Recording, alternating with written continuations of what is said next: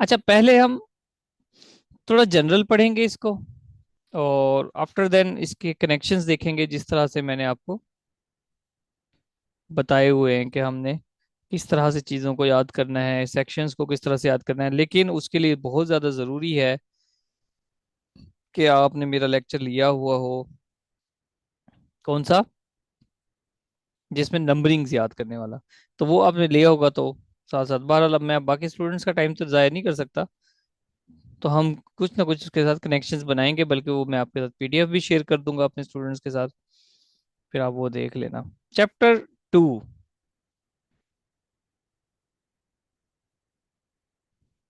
एक मिनट। हम land revenue act पढ़ रहे हैं जी, और लैंड रेवेन्यू एक्ट का हमने चैप्टर 1 कर लिया था। और ये एक ब्रीफ है जी मेरा बनाया हुआ, मैं इस ब्रीफ से ही आपको पढ़ा रहा हूँ। आप इस ब्रीफ से पढ़ें, इसके साथ आप जो डिटेल सेक्शन है, जो डिटेल लॉ है, एक्ट है, वो भी पढ़ें। ठीक है, वहां पर उसको पढ़ना, पहले इसको पढ़ लें, ये साथ साथ उसको उर्दू में भी थोड़ा सा लिख लें। ज्यादा चीज इंपॉर्टेंट क्या है जी, वंस अगेन, सबसे पहले आपको फैक्ट्स एंड फिगर याद होनी चाहिए। मिसाल के तौर पे अभी इस तरह से आएगा कि 7, या कहीं इसमें तो नहीं है। फॉर एग्जांपल, अगर किसी आपने डिवेलिंग एरिया में दाखिल होना है किसी रेवेन्यू ऑफिसर ने, तो 7 डेज का नोटिस देता है। ये जस्ट मेरे जहन में एक फैक्ट्स आ गया, एक फिगर, फैक्ट्स एंड फिगर आ गई। तो वो आप 7 डे नोटिस याद रखना है। नंबर 2 इंपॉर्टेंट है, सेक्शंस क्या है जी, सब सेक्शंस क्या है, कौन से सेक्शन कहाँ पर है, क्या है, किस तरह से है, वो चीजें याद करनी होती हैं इसमें। बाकी कंप्रीहेंशन तो ये इतनी मुश्किल नहीं है, इंग्लिश लिखी हुई है, उसके बारे में डिस्क्राइब कर रहा होता है। चैप्टर 2, चैप्टर का नेम भी याद रखना है। ठीक है, चैप्टर 2 है divisions and districts. Province to be divided into divisions and district, जो प्रोविंस है उसको डिवीजन और डिस्ट्रिक्ट में डिवाइड किया जाता है। और डिस्ट्रिक्ट्स जो डिवाइडेड होते हैं वो सब डिवीजन्स में होते हैं, यानी कि तहसील में जो आप लोग SDEO हैं, वो सब डिवीजन्स में रिक्रूट किए जाएंगे, लगाए जाएंगे, वर्किंग करेंगे। ठीक है, यानी कि तहसीलों, तहसील के हेड होंगे SDEO। बस ये कहता है जी, इसमें और कोई बात नहीं है। आप ओरिजिनल मैंने ऊपर नहीं किया, वहां से आप देख लेना, मैं शेयर भी कर दूंगा। चैप्टर 3 है appointment and powers of revenue officer. देखिए, मैं इसको ना बड़ा आसान करके आपके सामने लेकर आ रहा हूँ, क्यों? क्योंकि टाइम है बहुत कम। टाइम इतना कम है, तो आप बेहतर है कि आप मेन मेन पॉइंट्स को देखें, इजीएस्ट वे से चीज़ों को तैयार करें। ठीक है, असल बात क्या है कि आपको चीज़ें याद होनी चाहिए। Appointment and powers of revenue officer, सबसे पहले ये सवाल है कि भाई ये अपॉइंट कैसे होते हैं, जो अपॉइंट होते हैं वो कौन होते हैं? बहुत आसान है। सेक्शन 7 कहता है कि जी क्लासेस ऑफ रेवेन्यू ऑफिसर, ये तहसीलदार के पेपर में आया हुआ था कि how many classes of revenue officers are described in land revenue act 1967। ये क्वेश्चन आया हुआ था, पास पेपर में क्वेश्चन आया हुआ था। तो वो कहता है जनाब, बोर्ड ऑफ रेवेन्यू, सबसे पहले बोर्ड ऑफ रेवेन्यू है। अब जिसको रट्टे लगे हुए थे उसने ये तो नहीं गिना हुआ था, लेकिन ये कैलकुलेट कर लिया कि बोर्ड ऑफ रेवेन्यू है, फिर कमिश्नर है, कलेक्टर है, असिस्टेंट कमिश्नर है, assistant collector first grade, assistant collector second grade. तो ये सब के सब ये 6 क्लासेस हैं। तो बोर्ड ऑफ रेवेन्यू भी is a class of revenue officer basically. Commissioner जो कि एक डिवीजन पर होता है, कलेक्टर एक डिस्ट्रिक्ट पे होता है, कलेक्टर के साथ फिर एडिशनल कलेक्टर्स भी होते हैं, additional collector revenue, additional collector general, ADCG, ADCR, ADC finance, और भी कुछ क्रिएट हो सकता है। वो एडिशनल भी होते हैं, एडिशनल प्रमोट होकर फिर कलेक्टर बन जाते हैं। कलेक्टर मतलब DC, deputy commissioner. Deputy commissioner को कलेक्टर कहते हैं, पहले कलेक्टर कहते थे। ठीक है, कलेक्टर क्यों कहते थे? कलेक्टर क्यों कहते थे? क्योंकि इन्होंने रेवेन्यू कलेक्ट करना होता था बेसिकली, इसलिए इनको कलेक्टर कहते थे। इन्होंने रेवेन्यू कलेक्ट करना होता था। लेकिन अब चूंकि इनके अख्तियारात काफी बढ़ गए हैं, तो अब इनको डिप्टी कमिश्नर कहते हैं। Assistant commissioner, assistant collector of first grade, ये तहसीलदार होता है। और असिस्टेंट कलेक्टर सेकंड ग्रेड, ये नायब तहसीलदार होता है। जहां पर बात समझ ना आए, वहां पर आपने पूछ लेना। सेक्शन 7 है, सेक्शन 8 है appointment of commissioner and collector. बस देखे, मैंने सिर्फ एक लाइन ऐड की है, एक एक वर्ड आप देख लें। आपको याद होना चाहिए, रट्टा लगना चाहिए कि सेक्शन 8 बता रहा है appointment of commissioners and collector. इसके इनसाइड क्या है कि कौन अपॉइंट करेगा? गवर्नमेंट। ठीक है, जिस तरह अभी वकास बता रहे थे कि मैं 16 स्केल पे हूँ, तो 16 स्केल की इनका मुझे नहीं पता किसने रिक्रूट किया 16 स्केल की। अगर पीपीएससी की भर्ती की बात करें तो उसको सेक्रेटरी करता है अपॉइंट। और सेक्रेटरी मतलब क्या होता है? गवर्नमेंट। ठीक है, गवर्नमेंट सेक्रेटरी मतलब गवर्नमेंट, तो गवर्नमेंट का नुमाइंदा होता है बेसिकली। जो दफ्तर का, जिस तरह अभी इसमें जो ऑफिस है वो बोर्ड ऑफ रेवेन्यू है बेसिकली। जो 16 स्केल से कम होंगे वो बोर्ड ऑफ रेवेन्यू अपॉइंट करता नजर आएगा। ठीक है, गवर्नमेंट गवर्नमेंट क्या होती है? सेक्रेटरी लेवल पे गवर्नमेंट स्टार्ट हो जाती है, सेक्रेटरी, चीफ सेक्रेटरी, सीएम, ये सारे गवर्नमेंट है। Additional commissioners and additional collectors, अभी मैंने इनकी बात की है। अब देखें यहाँ पर, ये जो है ना, additional commissioner additional collectors in classes में नहीं है, लेकिन हमारे सेक्शंस में है। Additional commissioners and additional collectors, गो इनको भी अपॉइंटमेंट गवर्नमेंट करती है, इनकी अपॉइंटमेंट।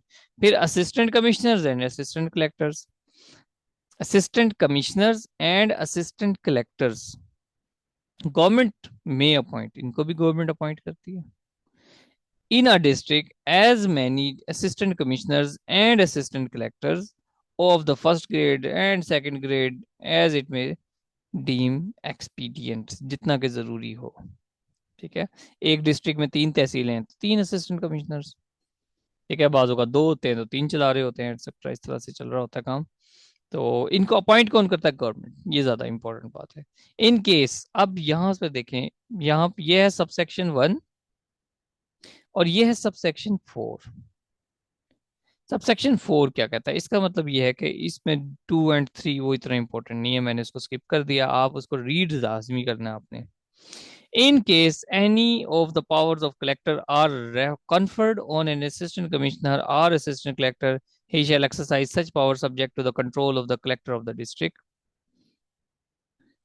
इसका क्या मतलब है? अभी मैंने एक बात की, मैंने कहा एक डिस्ट्रिक्ट है उसके 3 तहसीलें हैं। अब 3 तहसीलें हैं फॉर एग्जांपल, लेकिन एसी 2 हैं, तो वो दूसरे को चार्ज दे देता है, एक एसी 2 तहसीलों को चला लेता है। In case any of the powers of a collector are conferred on an assistant commissioner or as assistant collector, he shall exercise such नहीं। इसका मतलब ये है, सॉरी, इसका मतलब ये है, वो भी सही बात है जो मैंने पीछे कही, लेकिन वो यहाँ पर नहीं आ रही। इसका मतलब ये है कि कलेक्टर के पास कुछ अख्तियार आते हैं, डीसी के पास कुछ अख्तियार आते हैं। डीसी साहब जा रहे हैं उम्रे पर, उनकी एक तहसील का असिस्टेंट कमिश्नर है, वो उस असिस्टेंट कमिश्नर का लेटर निकालते हैं कि भाई आप मेरी जगह काम करोगे। अब ये असिस्टेंट कमिश्नर बेसिकली कलेक्टर हो गया, कलेक्टर के तमाम अख्तियारात, यही ये कलेक्टर बन जाएगा। ये है असिस्टेंट कमिश्नर, लेकिन exercise such powers subject to the control of collector. जो कलेक्टर के पास अख्तियारात थे वो अब इसके पास है। हाँ भाई, समझ आ गई कि गई? सब। बाकी लोग? आगे सर। ओके, आसान लग रहा है ना? Yes sir. आसान बनाया हुआ है।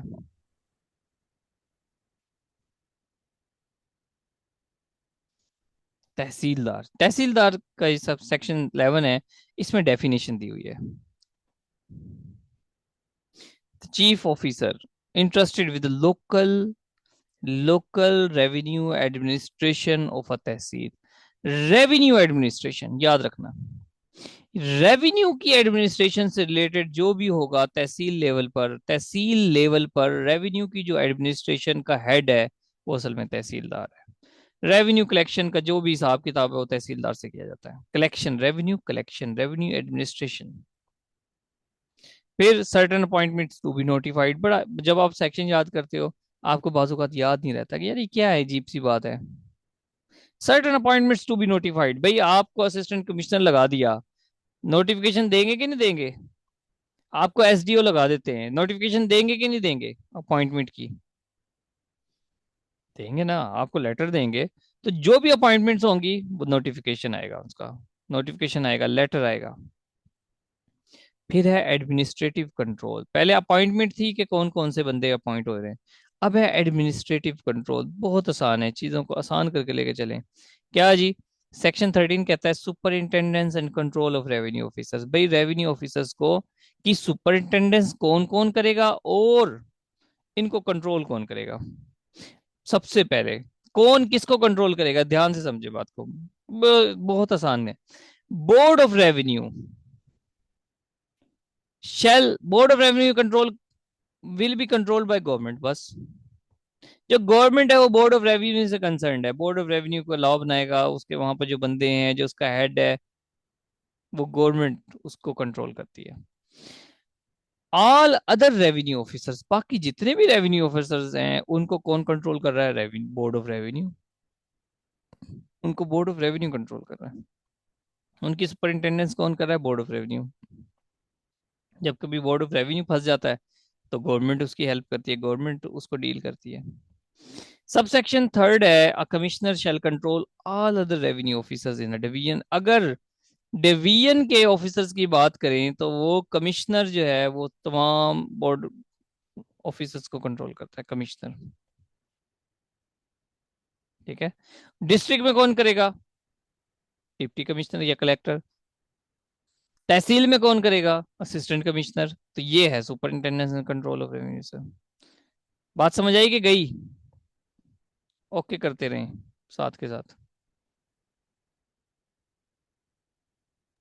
सर एक दफा दोबारा समझाइएगा लास्ट वाला।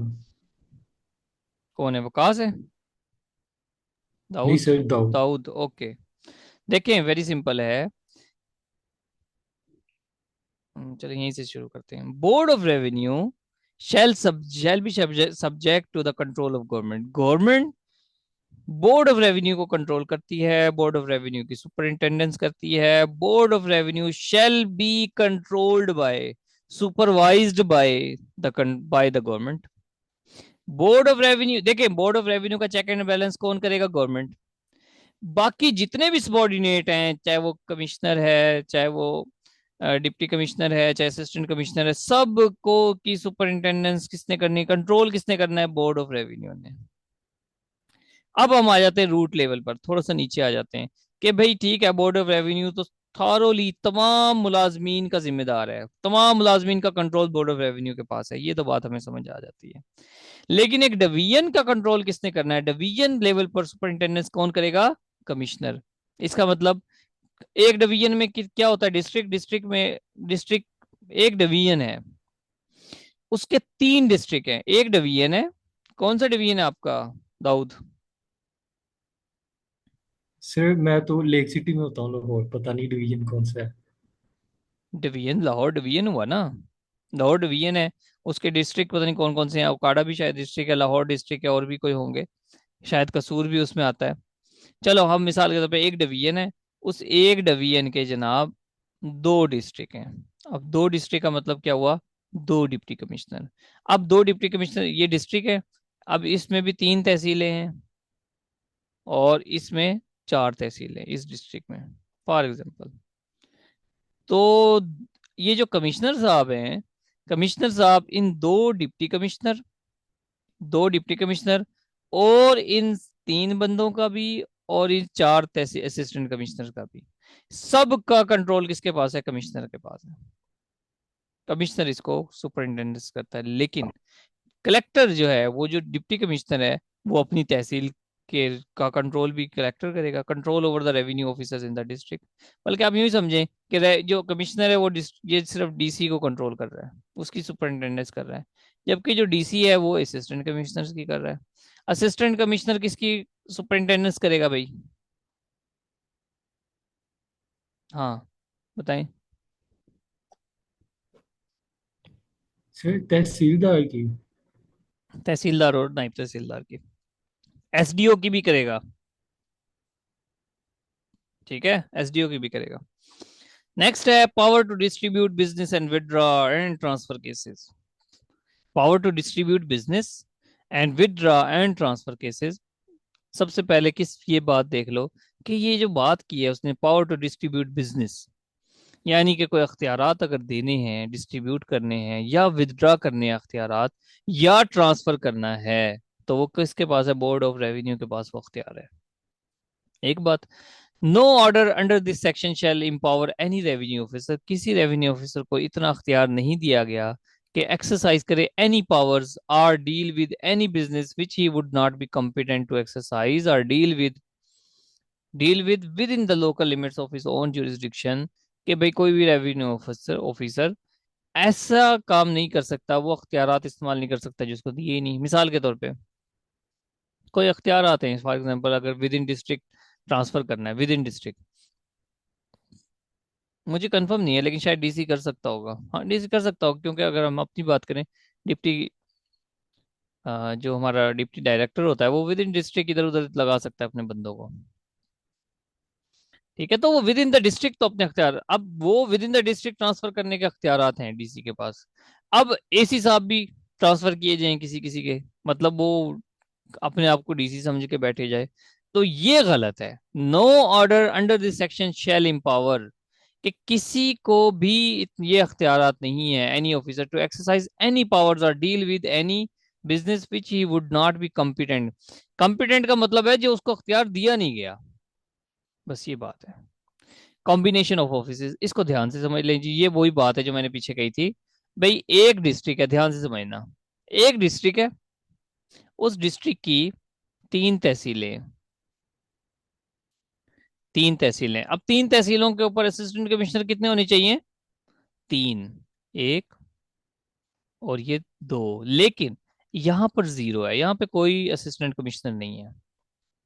अब इस लाइन को पढ़ते हैं, it shall be lawful for government to appoint one, एक बंदा अपॉइंट करे, एंड द सेम पर्सन, उसी बंदे को, being otherwise competent according to law, to any two or more of the offices. Offices जो हैं वो दो भी डाल सकते हैं, तीन भी दे सकते हैं, वो प्रोवाइडेड इन दिस चैप्टर। वो कहता है कि जनाब एक बंदा अपॉइंटेड है इस तहसील में, लेकिन चूंकि इस ऑफिस में कोई सीट नहीं है, चुनाचा ये दोनों तहसीलें एक असिस्टेंट कमिश्नर चलाएगा। ओके करेंगी, फिर आगे चलते हैं। कॉम्बिनेशन ऑफ, हो गया ना कॉम्बिनेशन ऑफ ऑफिसेज?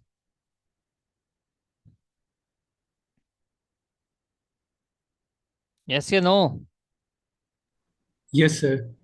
हाँ यस करते जी रहें, ताकि मुझे लगा, पता लगता रहे कि जिंदा लोगों से मैं बात कर रहा हूँ।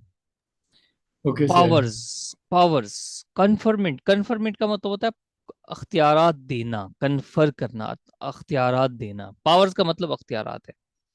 Conferment of powers of revenue officers, revenue officers किस तरह से अपने अख्तियारात आगे देते हैं। यहाँ गवर्नमेंट रेवेन्यू ऑफिसर कन्फर्म, यानी कि गवर्नमेंट में कन्फर, देखें हमारा जो कानून है वो क्या कहता है, अख्तियारात तमाम किसके हैं? अल्लाह ताला के, यही कहते हैं ना। हमारा कॉन्स्टिट्यूशन कहता है हाकमियत सिर्फ अल्लाह की है।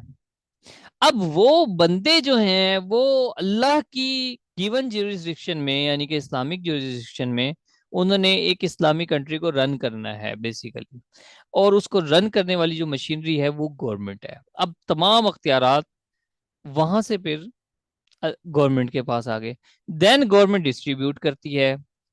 ठीक है, मे कन्फर, कन्फर मतलब दे रही है ताकतें, अख्तियारात, on any person, all or any of the powers of a commissioner or collector and may withdraw such powers। वो कमिश्नर को अख्तियारात दे रही है डिवीजन में काम करे, वो कलेक्टर को अख्तियारात दे रही है डिस्ट्रिक्ट में काम करे, वो उनसे अख्तियारात छीन भी सकती है।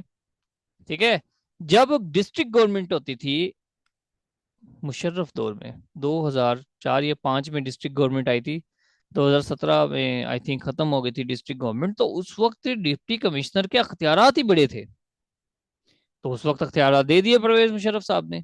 उसके बाद 17 में डिस्ट्रिक्ट गवर्नमेंट खत्म होगी, डिस्ट्रिक्ट गवर्नमेंट, डिस्ट्रिक्ट का हेड कौन होता है? Collector, deputy commissioner. तो उसके बाद फिर वो अख्तियारात उनसे छीन लिए गए वापस, तो गवर्नमेंट के पास अख्तियारात थे। अब आ जाते हैं कि बोर्ड ऑफ रेवेन्यू ये क्या कर रहा है, may confer on any person all or any of the powers of assistant collector. ये बड़ी दिलचस्प, मतलब ध्यान करने वाली बात है। गवर्नमेंट किसको अख्तियारात अपने दे रही है? कमिश्नर को और कलेक्टर को। और बोर्ड ऑफ रेवेन्यू किसको अख्तियारात दे रहा है? असिस्टेंट कलेक्टर को। ठीक है, असिस्टेंट कलेक्टर को, and may withdraw such power. बस ये इतनी सी बात है, आपने देखना है कि कौन किसको अख्तियारात दे रहा है। फिर functions of revenue officer, function कौन सा? जो बोर्ड ऑफ रेवेन्यू कह दे वही फंक्शन है, जो भी बोर्ड ऑफ रेवेन्यू कहेगा वही फंक्शन है रेवेन्यू ऑफिसर का, बस इतनी सी बात है।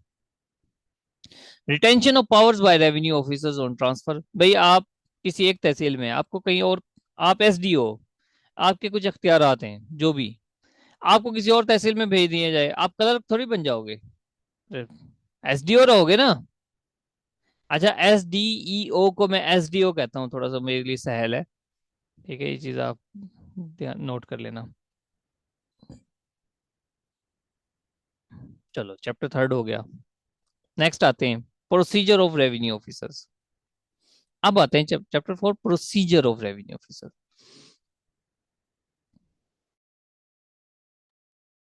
ये क्या कहता है जी?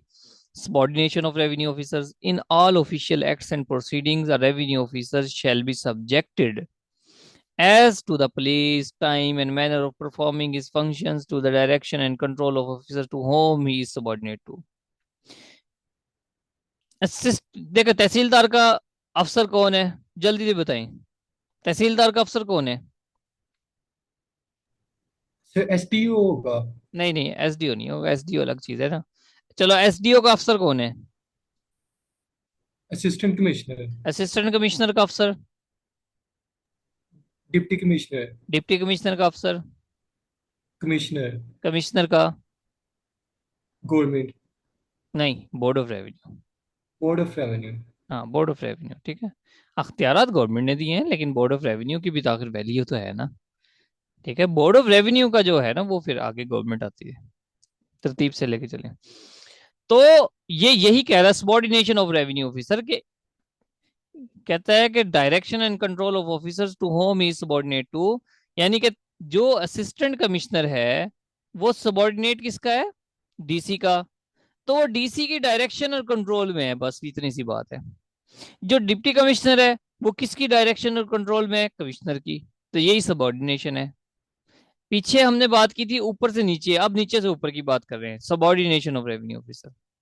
फिर power to make rules as to procedure. ठीक है भाई, बोर्ड ऑफ रेवेन्यू ने रूल्स बनाने हैं, ये देखो, बोर्ड ऑफ रेवेन्यू में make rules for regulating the procedure of revenue officers in cases in which procedure has not been provided in this act. देखें, ये एक्ट पास किया गया गवर्नमेंट ने, लेकिन बोर्ड ऑफ रेवेन्यू इसमें कोई इजाफा कर सकता है, रूल्स बना सकता है। अगर कोई हमें तंगी है, कोई इसमें समझ नहीं आ रही बात की, तो बोर्ड ऑफ रेवेन्यू बना सकता है। Power to make rules as procedure जो है ऑलरेडी जो बताए गए हैं प्रोसीजर, उनसे नफी ना हो। नेक्स्ट है persons by whom appearance and application में be made before and to revenue officers.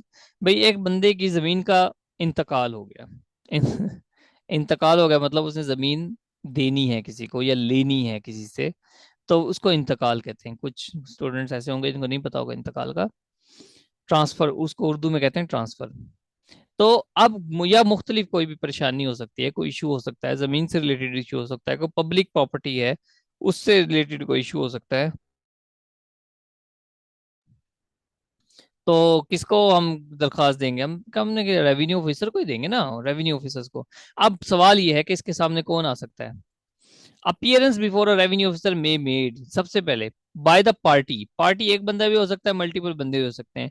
या तो वो खुद आए, या कोई ऑथराइज्ड एजेंट है, लीगल प्रैक्टिशनर है, उसका कोई वकील वगैरह है जो उसने कहा हुआ है कि मेरी जगह ये बंदा आएगा, तो वो भी आ सकता है। प्रोवाइडेड दैट, बशर्त ये कि, ये कहता है प्रोवाइडेड दैट कि अगर रेवेन्यू ऑफिसर कहे कि नहीं, शर्त है कि वही बंदा आए जिसका मसला है, लीगल प्रैक्टिशनर फिर नहीं आएगा। जो ऑथराइज्ड एजेंट है उसका, ठीक है, बाजू का रख लेते हैं ना कि भाई ये हमारा पीए है, पर्सनल पर्सनल असिस्टेंट है वगैरह वगैरह, बड़े बड़े लोगों के जिस तरह से होते हैं, तो वही डील कर रहे होते हैं। लेकिन अगर रेवेन्यू ऑफिसर कहे कि नहीं, बंदे का आना जरूरी है, तो फिर आपको आना पड़ेगा। The fees of legal practitioner shall not be allowed as costs. ठीक है, वो जो बंदे को आपने लीगल प्रैक्टिशनर रखा है, तो वो आपकी सरदर्दी है, रेवेन्यू डिपार्टमेंट की सरदर्दी नहीं है। आप खुद ही उसको पैसे वगैरह देते रहे। अच्छा जी, नेक्स्ट है powers of revenue officers to summon persons to give evidence and produce document. Revenue officers के पास ये अख्तियारात हैं कि आप उन बंदों को बुलाएं, ठीक है, जिसको भी बुला सकते हैं। तो इसका तरीका कार क्या होगा? पावर्स है, रेवेन्यू ऑफिसर में समन एनी पर्सन जिसकी अटेंडेंस जरूरी हो। अ पर्सन सो समन्ड जिसको बुलाए, समन कहते हैं बुलावा देने को, समन कहते हैं बुलावा देने को। जिसको बुलाया जाएगा भाई वो उसको आना पड़ेगा। हाँ, provided that exemptions under section 132 133 of the code of civil procedure 1908 वगैरह वगैरह, इनको exemptions हैं, ये पता नहीं क्या है, मुझे मैंने नहीं देखा इसको, देखना चाहिए था वैसे, लेकिन ये इतना इम्पोर्टेंट नहीं है। हाँ बस ये थोड़ा सा वैसे एक बार तो पढ़ लेना, इससे सवाल नहीं आने का।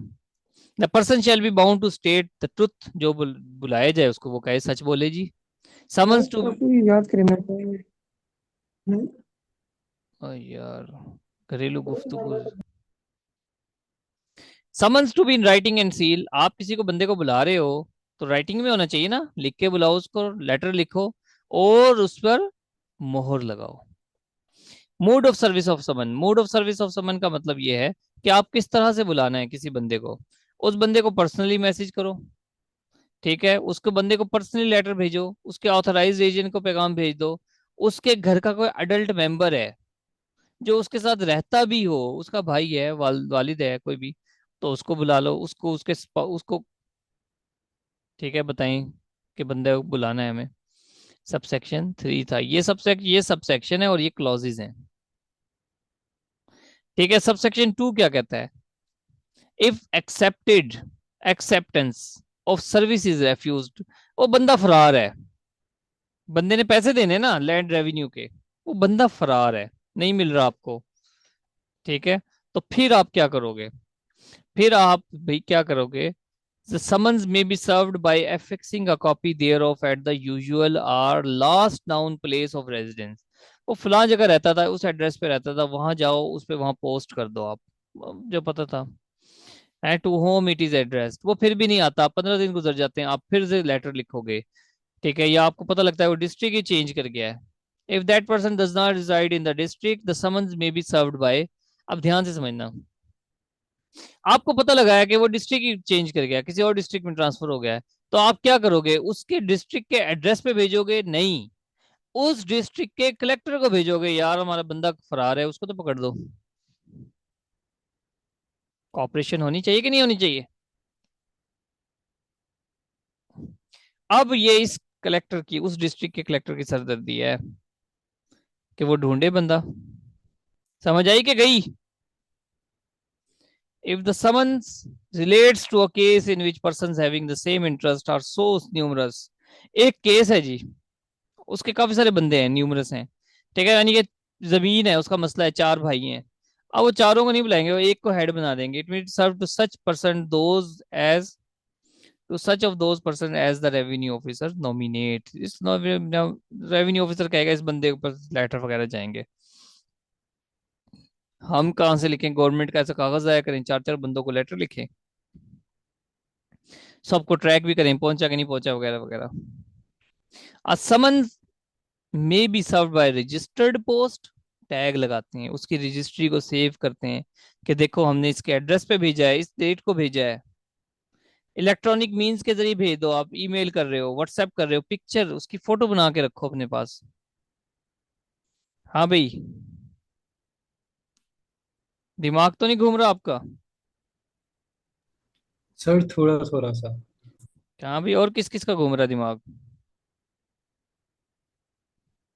हिना, हिना आपने भी अप्लाई किया हुआ एसडीओ पे?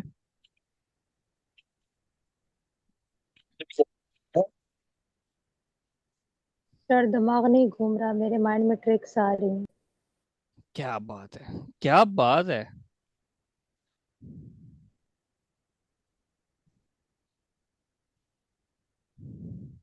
इकरामुल्ला आपने भी अप्लाई किया हुआ?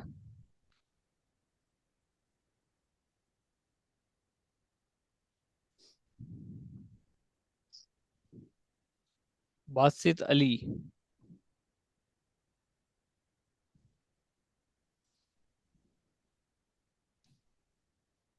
अभी ज्वाइन किया आपने? बासित अभी ज्वाइन किया?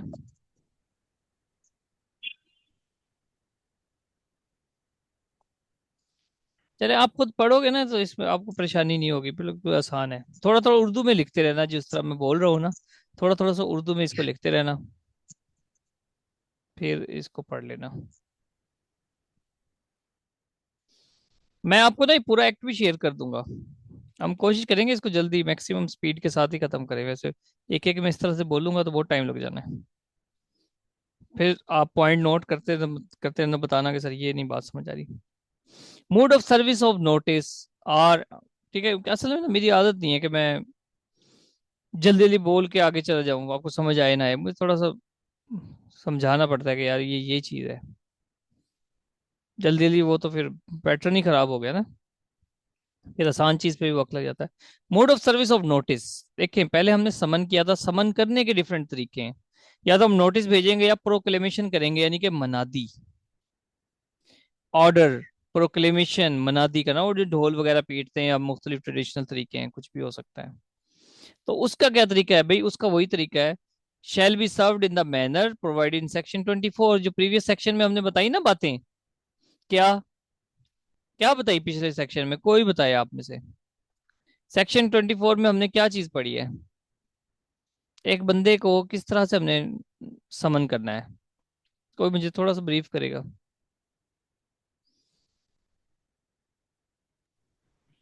यस सर, उसमें यही था कि उसको नोटिस वगैरह सेंड करना है ठीक बाय है। ईमेल, और जो भी है उसको करेंगे। अगर उसको नहीं करना तो उसके घर के किसी बड़े को करेंगे, तो उनमें से किसी एक को चूज कर लेंगे, बिकॉज टू इट इतने ज्यादा बंदों को नहीं ठीक है, वेरी गुड, शाबाश। इसके अलावा अगर उसको हमें घर उसका दूर है तो हम उसको पोस्ट भेज देंगे, बाई डाक भेज देंगे उसके एड्रेस पे। और अगर वो डिस्ट्रिक्ट ही बदल गया है तो हम दूसरे डिस्ट्रिक्ट के डिप्टी कमिश्नर को कहेंगे कि भाई ये बंदा हमें पकड़ के दो। ठीक है, तो ये सब है। No such notice, order, proclamation or copy thereof shall be deemed void on account of any error। अगर उसमें कोई एरर वगैरह है, नाम वगैरह की एरर है, गलती हो जाती है, ओकेशन, तो उसकी कोई नहीं इतनी बात है। प्रोक्लेमेशन में be made by beat of drum, other customary method, कोई भी इलाके के जो रूल वगैरह हैं वो उसके मुताबिक दे सकते हैं। Inquiries under this act to be deemed judicial proceedings, आप जो भी देखो, रेवेन्यू ऑफिसर जो भी प्रोसीडिंग्स करेगा वो असल में लीगल ग्रांट की जाएंगी। ठीक है, वो पाकिस्तान पीनल कोड 1860 के तहत वो लीगल होंगी। रेवेन्यू ऑफिसर इंक्वायरी कर सकता है, अदालत लगा सकता है। ये बात तो एक तरफ हो गई, ये चीज आपने याद रखनी है। ये है सवाल। सब सेक्शन 2 है 27 का कि every hearing and decision, inquiry का है जो भी, इन पब्लिक होगा, इन पब्लिक होगा। ये देखो मैंने यहाँ पर इन चीजों को बिल्कुल मेन पॉइंट निकाल के दे दिया आपको। फिर लैंग्वेज ऑफ रेवेन्यू ऑफिसर, जो भी लैंग्वेज है इलाके की, ठीक है, गवर्नमेंट डिक्लेयर करेगी। फिर arrest of defaulter to be made upon warrant, defaulter वो होता है जिसने पैसे ना दिए हो गवर्नमेंट के, तो भाई वारंट आएगा तो उसको गिरफ्तार करोगे, ये इतनी सी बात है। यानी कि आपको डिटेल पढ़ने की जरूरत ही नहीं है, मोस्टली सेक्शंस ही याद करने हैं।